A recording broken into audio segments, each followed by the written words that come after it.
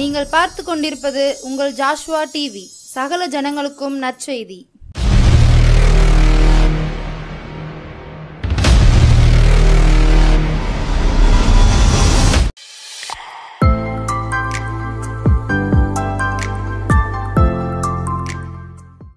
ஆண்டவராகிய இயேசு கிறிஸ்து நாமத்தினாலே உங்களுக்கு என்னுடைய அன்பான வணக்கத்தையும் வாழ்த்துதலையும் தெரிவித்துக் கொள்கிறேன். மல்கியா 3:6 என்ற வேத பகுதியிலே ஆண்டவர் நம்மை படைத்த தேவன் கர்த்தர் இவ்விதமாய் சொல்கிறார், நான் கர்த்தர், நான் மாறாதவர். எபிரேயர் 13:8 என்ற வேத பகுதி சொல்கிறது, இயேசு கிறிஸ்து நேற்றும் இன்றும் என்றும் மாறாதவராயிருக்கிறார் என்று சொல்லி. உபாகமம் 32:40 என்ற வேத பகுதியை வாசித்து பாருங்கள்.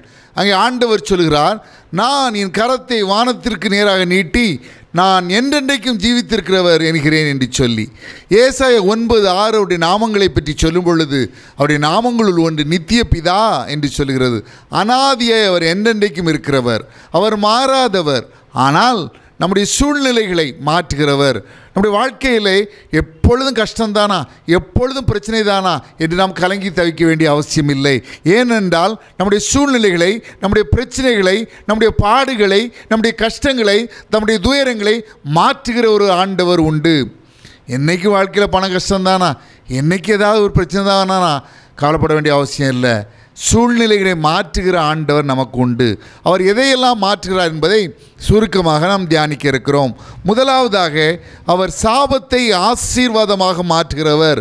உபாகமம் 23:5 வாசித்து பாருங்கள். உன் தேவனாகிய கர்த்தர் பிலேயாமுக்கு செவி கொடுக்க சித்தமில்லாமல் உன் தேவனாகிய கர்த்தர் உன் மேல் அன்பு கூர்ந்தபடியினால் உன் தேவனாகிய கர்த்தர் அந்த சாபத்தை உனக்கு ஆசீர்வாதமாக மாற பண்ணினார் என்று வேதம் சொல்கிறது. சாபத்தை ஆசீர்வாதமாய் மாற்ற வல்லமையுள்ள ஆண்டவர். என்னுடைய வாழ்க்கையிலே அல்லது என்னுடைய குடும்பத்திலே தலைமுறை ஒரே சாபம் என்று கண்ணீர் விட்டு கலங்கி தவிக்கிறீர்களோ, சாபத்தை ஆசீர்வாதமாய் மாற்றுகிற ஆண்டவர் உண்டு. அவர் நம்மை நேசிக்கிறபடினாலே நம்முடைய சாபங்களை ஆசீர்வாதமாய் மாற்றுகிறவர். நீதிமொழிகள் 26:2 என்ற வேத பகுதி சொல்கிறது, காரணமில்லாமல் இட்ட சாபம் தங்காது. அப்படி என்றால் மறுபுறம் இதை யோசித்து பார்த்தோம் என்றால், காரணங்களோடு இடப்பட்ட சாபங்கள் சில நேரங்களிலே வாழ்க்கையிலே பலித்து வேதனைகளை கொண்டு வரும் என்பதிலே ஐயமில்லை. நீதிமொழிகள் 3:33 வாசித்து பாருங்கள். துன்மார்க்கனுடைய வீட்டில் கர்த்தரின் சாபம் இருக்கிறது என்று அந்த வசனம் சொல்லுகிறது. உபாகமம் 28:1-14 ஒரு மனிதன் கர்த்தருக்கு பயந்து அவருக்கு பிரியமாக அவருக்கு கீழ்ப்படிந்து ஜீவித்தான் என்றால் அவனுடைய வாழ்க்கையிலே என்னென்ன ஆசீர்வாதங்கள் அவனுக்கு கிடைக்கும் என்று சொல்கிறது. ஆனால் உபாகமம் 28:15-68 நாம் வாசித்தோம் என்றால், ஒரு மனிதன் கர்த்தருக்கு கீழ்ப்படியாமல் அவருக்கு விரோதமாக முரட்டாட்டம் பண்ணி அவன் வாழ்ந்தான் என்றால் அவனுடைய வாழ்க்கையிலே என்னென்ன சாபங்கள் வந்து நேரும் என்று அந்த பகுதி சொல்கிறது. என் அன்பு சகோதரனே, என் அன்பு சகோதரியே, என் அன்பு பிள்ளைகளே, நான் புத்தகத்திலே வாசித்த 2 சம்பவங்களை உங்கள் மத்தியிலே பகிர்ந்து கொள்ள விரும்புகிறேன். ஒரு காவல்துறை அதிகாரி அவர்கள் ஒரு இடத்திலே கள்ளச்சாராயம் காய்ச்சுகிறார்கள் என்று கேள்விப்பட்டு அந்த இடத்திற்கு ரெய்டுக்கு சென்றார்கள். அந்த இடத்திலே ஒரு மனிதனை கைது பண்ணினார்கள். ஆனால் அவனை கைது பண்ணி அழைத்து கொண்டு வந்த பொழுது அவனுடைய மனைவி வந்து சொன்னாள், அவருக்கும் அந்த கள்ளச்சாரை காய்ச்சதற்கும் எந்த சம்மந்தம் இல்லையா, அவர் ஒரு நிரபராதி, அவரை தவறுதலாக நீங்கள் கைது பண்ணி கொண்டு போகிறீங்க சொல்லி அந்த பெண் கெஞ்சி கேட்டுக்கொண்டாள். ஆனால் அந்த காவல்துறை அதிகாரி அதற்கு செவி சாய்க்கவில்லை. தொடர்ந்து அந்த மனிதனை முரட்டுத்தனமாக பிடித்து இழுத்து கொண்டு சென்றார். அந்த மனைவி 10 மாத பூரண கர்ப்பிணியாக இருந்தாள். ஆகவே அவள் அந்த காவல்துறை அதிகாரியுடைய காலிலே விழுந்து பிடித்து கொண்டு தன் கணவனை காப்பாற்றும்படி கெஞ்சினாள். அந்த அதிகாரி முடியாது என்று சொன்னது மாத்திரமல்ல, தன்னுடைய கால்களால் அந்த மனிதனுடைய அந்த பெண்ணுடைய வயிற்றிலே ஓங்கி மிதித்தார். என்ன நடந்தது தெரியுமா? சில நாட்களுக்குள் எந்த காலினால் அந்த பூரண கர்ப்பிணியுடைய வயிற்றிலே ஓங்கி மிதித்தாரோ அந்த காலில் புண்கள் அழுகி அந்த கால் நாற்றம் பிடிக்க ஆரம்பித்ததாம். உண்மையிலே நடந்தது ஒரு சம்பவம். பல வருடங்களுக்கு முன்பதாக ஒரு காலனியிலே குடும்பமாக அநேக குடும்பங்கள் வசித்து வந்தன. அதிலே ஒரு மருத்துவர் வசித்து வந்தார். ஒரு நாளே அந்த காலனியில் ஒரு வீட்டில் உள்ள ஒரு குழந்தை, அந்த குழந்தை தவறுதலாக ஒரு ₹1 நாணயத்தை விழுங்கி விட்டதாம். அந்த குழந்தை உயிருக்கு போராடி கொண்டிருந்தது. அந்த மருத்துவருடைய வீட்டு கதவை தட்டினார்கள். இரவு முழுவதும் அந்த டாக்டருடைய வீட்டு கதவை தட்டினார்கள். அவரோ திறக்கவே இல்லை. குழந்தையும் மரித்து போனது. இது நடந்து சில நாட்களுக்குள் நல்ல திடகாத்திரமாக இருந்த அந்த டாக்டருடைய குழந்தை எந்த காரணமும் இன்றி மரித்து போனதாம். சாபங்கள் நடக்கத்தான் செய்கின்றன. காரணமிடமோடு இட்ட சாபங்கள். வஞ்சிக்கப்பட்ட ஒரு மனிதன், அடிவயிறு எரிகித்து அவன் துரோகம் இழைக்கப்பட்ட ஒரு மனிதன், முதுகிலே குத்தப்பட்ட ஒரு மனிதன், அடிவயிறு எரிய கொடுக்கக்கூடிய சாபங்கள் வாழ்க்கையிலே பலிக்குவதை இந்த சம்பவங்கள் நமக்கு சுட்டி காட்டுகிறது. ஆனால் நமக்கு ஒரு நம்பிக்கை உண்டு. கலாத்தியர் 3:13 வாசித்து பாருங்கள். மரத்திலே தூக்கப்பட்ட எவனும் சபிக்கப்பட்டவன் என்று எழுதியிருக்கிறபடி கிறிஸ்து நமக்காக சாபமாகி நியாயப்பிரமாணத்தின் சாபத்திற்கு நம்மை நீங்களாக்கி மீட்டு கொண்டார் என்று வேதம் சொல்கிறது. கிறிஸ்து நமக்காக சாபமானார். எல்லா சாபத்திற்கும் நம்மை நீங்களாக்கி மீட்டு கொண்டது மாத்திரமல்ல, அவரை நேசிக்கிற நமக்கு வருகின்ற சாபங்களை அவர் ஆசீர்வாதமாய் மாற்ற வல்லமுள்ள தேவன். அவரை நோக்கி பார்ப்பீர்களா? இரண்டாவதாக ஆண்டவர் மரண பயத்தை மாற்றுகிறார். எபிரேயர் 2:14-15 ஆண்டவராகிய இயேசு கிறிஸ்து ஏன் நம்மை போல மாம்சத்தின் இரத்தத்தினுடைய மனித அவதாரம் எடுத்தார் என்று சொல்கிறது. பிள்ளைகள் மாம்சத்தின் இரத்தத்தின் உடையவர்களாக இருக்க அவரும் அவர்களைப் போல மாம்சத்தின் இரத்தத்தின் உடையவரானார். மரணத்திற்கு அதிகாரியாகிய பிசாசானவனை தமது மரணத்தினாலே அழிக்கும்படிக்கும் ஜீவகாலமெல்லாம் மரண பயத்தின் அடிமைத்தனத்திற்குள்ளானவர்கள் யாவரையும் விடுதலை பண்ணும்படிக்கும் அப்படி ஆனார் என்று வேதம் சொல்கிறது. மரண பயம் என்பது ஒரு மனிதனிலே காணப்படும் காரணமற்ற பயங்கள், ஃபோபியாஸிலே தலை சிறந்த ஒரு பயம். ஒரு மனிதன் தன்னுடைய மரணத்தை குறித்து பயந்து நடுங்குகிறான். மனோதத்துவ நிபுணர்கள் எல்லாம் சேர்ந்து ஒரு ஆராய்ச்சி பண்ணினார்கள். மனிதனிடம் காணப்படும் ஃபோபியாஸ், இந்த பயங்களிலே தலை சிறந்த பயம் எது என்று ஆராய்ச்சி செய்தார்கள். அவர்கள் எல்லாரும் சொன்ன ஒருமித்த கருத்து, மனிதனிடம் அநேக பயங்கள் காணப்பட்டாலும் அவற்றிலே தலை சிறந்த பயம் அவன் தன்னுடைய மரணத்தை குறித்து பயப்படும் பயமே என்று சொல்லி. ஆம், ஒவ்வொரு மனிதனும், குறிப்பாக கிறிஸ்துவற்ற மனிதன் தன்னுடைய மரணத்தை எண்ணி பயந்து நடுங்குகிறான். மரணத்திற்கு பின்பு என்ன நடக்குமோ என்று சொல்லி அஞ்சி நடுங்குகிறான். நான் அடிக்கடி சொல்லக்கூடிய ஒரு சம்பவம் உண்டு. ஒனாசிஸ் என்ற ஒரு பெரிய தனவந்தர் ஒருவர் இருந்தார். அவருக்கு சொந்தமாக எண்ணெய் கப்பல்கள் இருந்தன, அவருக்கு சொந்தமாக எண்ணெய் கிணறுகள் இருந்தன, அவருக்கு சொந்தமாக கப்பல்கள் இருந்தன. அவர் மிகப்பெரிய பணக்காரர். ஜான் எஃப் கெனடி என்ற அமெரிக்க ஜனாதிபதியுடைய விதவை மனைவி, அவர் மரித்த பின்பு அவருடைய மனைவி ஜாக்குலினை மணந்து ஒரு மனிதர். இந்த ஒனாசிஸ் மிகப்பெரிய செல்வந்தர். அவருக்கு மரண நேரம் வரும்பொழுது அந்த செல்வத்தை காப்பாற்றி கொள்ளாமல் மறிக்கப் போகிறோமே என்று சொல்லி மரணத்தை குறித்து ஒரு பயம் எழுந்தது.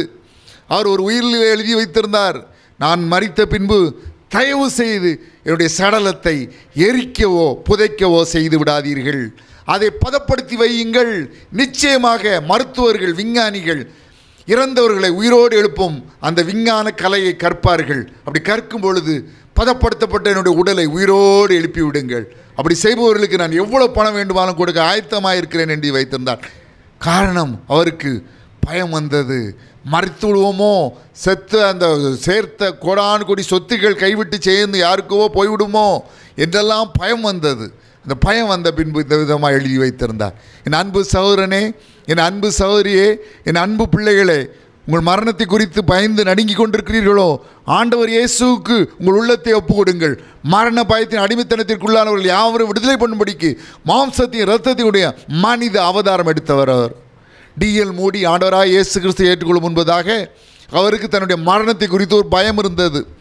அவருடைய கிராம ஆலயத்திலே ஒரு வழக்கம் இருந்தது.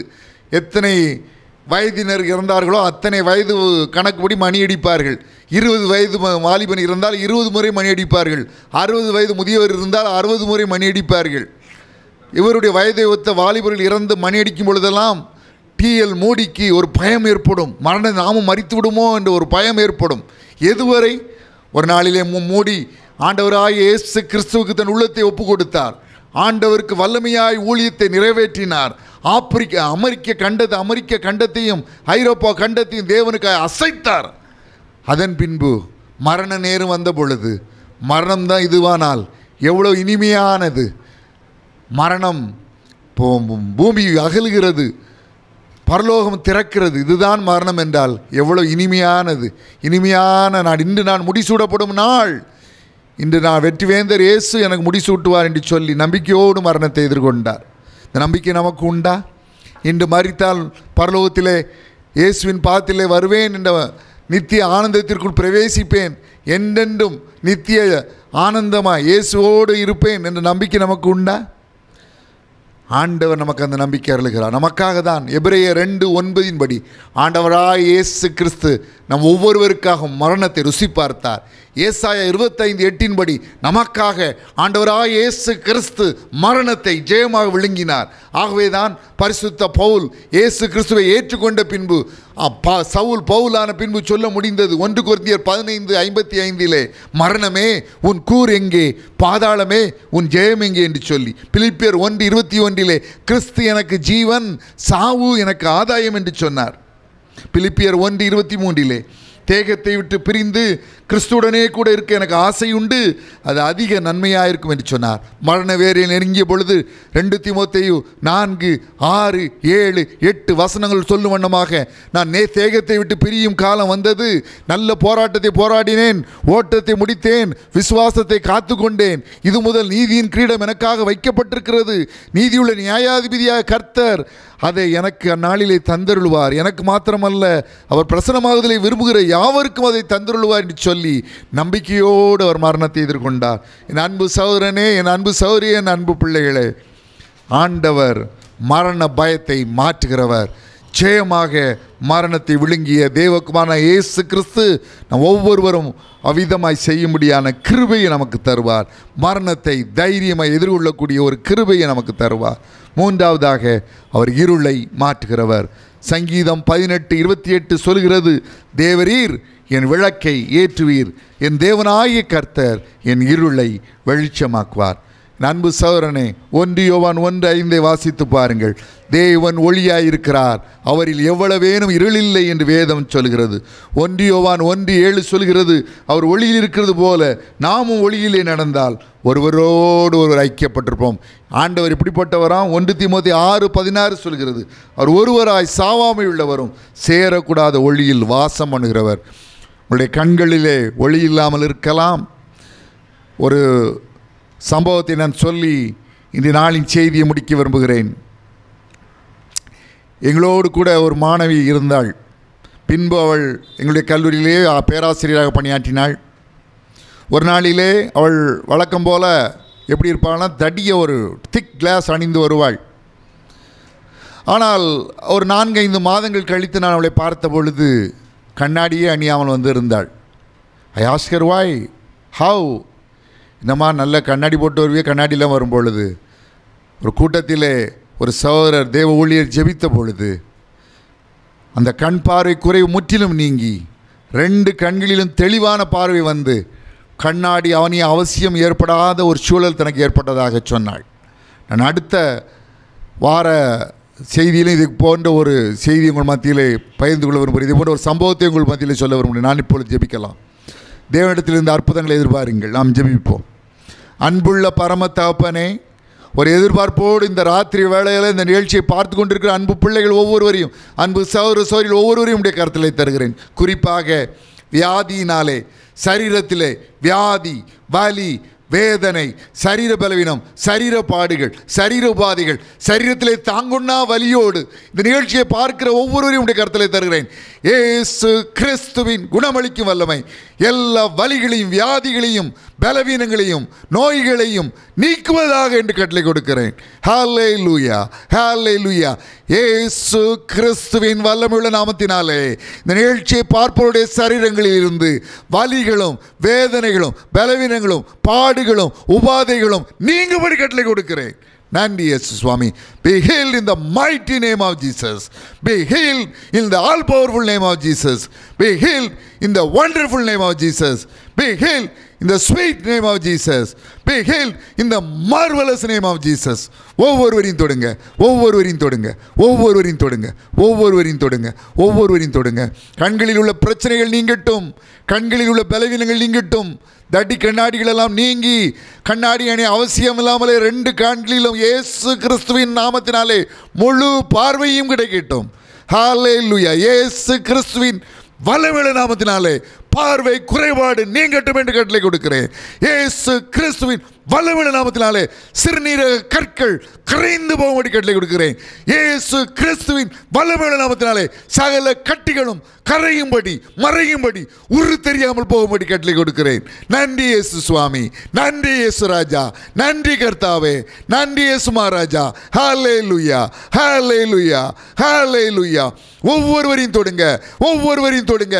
தாங்கோனா வலிகள் இயேசு கிறிஸ்துவின் வல்லமையுள்ள நாமத்தினாலே நீங்கும்படி கட்டளை கொடுக்கிறேன். ஒவ்வொருவரையும் தொடுங்க. ஒவ்வொரு அற்புதங்கள் நிகழட்டும், அற்புதங்கள் நிகழட்டும். குழந்தை பாக்கியம் இல்லாமல் நீண்ட காலமாக காத்து நிற்கிறவர்கள் குழந்தை பாக்கிய ஆசீர்வாதத்தை இயேசு கிறிஸ்து நாமத்தினாலே பெறட்டும். ஹல்லேலூயா. இயேசு கிறிஸ்து நாமத்தினாலே தொலைந்து போன பொருட்கள் கிடைக்கட்டும்.